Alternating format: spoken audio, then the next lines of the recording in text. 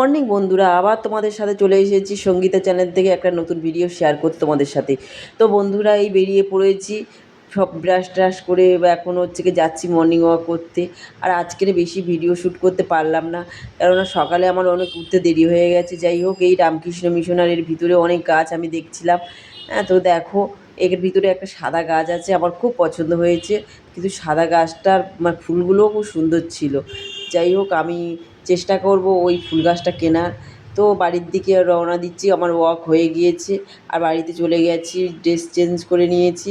Dress change, আর এই আম দুটো দেখো আমি আসার সময় পেয়েছি, দুটো গাছ থেকে পড়েছে। আমগুলো ফেটে গেছে যদিও। আর রুটি মাখতে শুরু করে দিয়েছি, আটা মাখতে। এবার রুটি করব। আর ঝিঙে আলু তরকারি, আজকে নিরামিষ তরকারি, যেহেতু আজকের পূর্ণিমা লাগবে। আমি অমাবস্যা পূর্ণিমাতে ভাতটা খাই না বেশি, কারণ আমার গা হাত পা খুব ব্যথা হয়, তো সেই জন্য আমি হচ্ছে কি ভাত খাই না। যাই হোক, আর আমার এমনি সত্যি বলতে এখন কয়েকদিন ধরে খুব গা হাত পা ব্যথা করছে, আমি খুব ভাতটা কম খাচ্ছি এখন। আর এই তরকারি কমপ্লিট হয়ে গেছে, ঝিঙের তরকারি। আর একটু এর সাথে একটা বাতাসা দিয়ে দেবো, একটু মিষ্টি মিষ্টি হবে। আমার মিষ্টি একটু হালকা মিষ্টি হলে ভালো লাগে, ঝিঙে তো। আর যাই হোক, এই চা বসিয়ে দিয়েছি।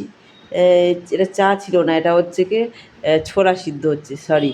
তো ছোলা সিদ্ধ হয়ে গেছে। এবার এই ছোলা সিদ্ধর সাথে একটা লঙ্কাও দিয়ে দিচ্ছি। আমার ছোলা সিদ্ধর সাথে লঙ্কা খেতে ভালো লাগে, আর একটু নুন ছড়িয়ে দিয়ে খেতে খুবই ভালো লাগে। যাই হোক বন্ধুরা, তোমরা ভালো থেকো, আর এখানেই ভিডিও শেষ করছি। পাশে থেকো, ভালোবাসা দিও, টাটা।